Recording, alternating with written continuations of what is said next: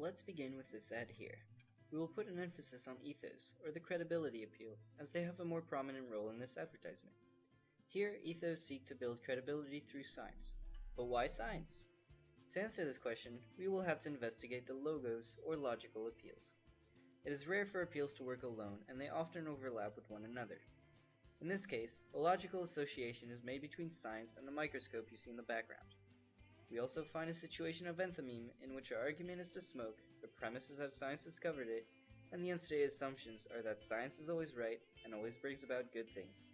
Therefore, science is being used as a situated ethos based off of its reputation. Next, we have a little paragraph here at the bottom.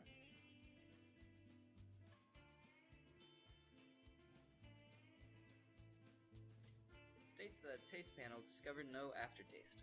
This is clearly seeking to establish credibility through the scientific concept of testing. Since science was situated as an ethos, it's logical to have its concepts be ethos as well. This testing was also done by a well-known research organization, but who? In this particular example, it isn't absolutely essential to the ad since its purpose isn't to promote this organization, but is still a tool to build credibility. Finally, we have another example of enthymeme present in the background. Here, the argument remains that the audience should smoke, though under the premise that scientists do it too. The unstated assumptions are that scientists are smart, and smoking will make you look smarter, if not actually smarter. Similarly to the last ad, this one has a strong emphasis on ethos, except that credibility is based off of doctors instead of science. It is clear that credibility is meant to be established in combination with logos by the fact that everyone trusts their doctor.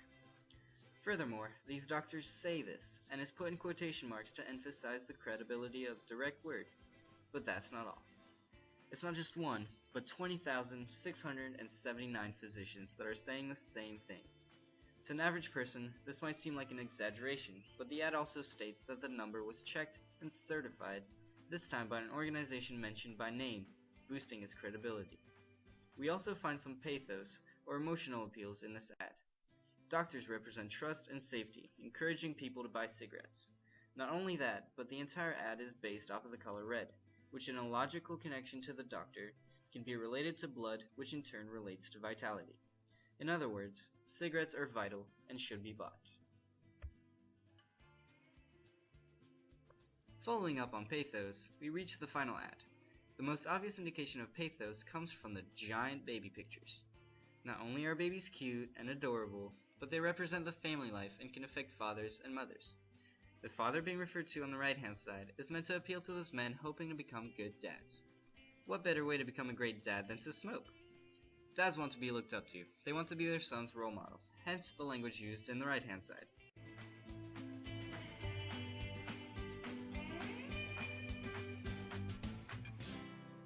On the left, an emotion is intended to rise in the mothers, as scolding a child is generally not enjoyable, and one would much rather enjoy a cigarette instead.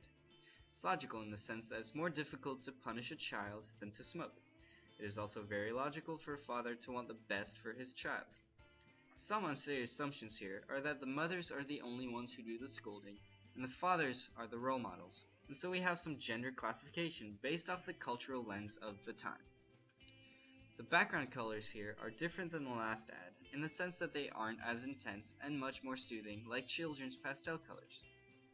This ad doesn't seem to have any attempts at credibility, since clearly the baby is too young to speak, therefore it is largely based on pathos. An overarching logical appeal is situated in the medium for the ads. Due to the general time period, ads were limited to print advertisement, reaching a large number of adults. Also due to the time period, these ads weren't restricted by the bans and laws we now have that enforce health warnings rather than promotions. To each their own premise, the purpose of all three ads remains the same: to get people to buy cigarettes.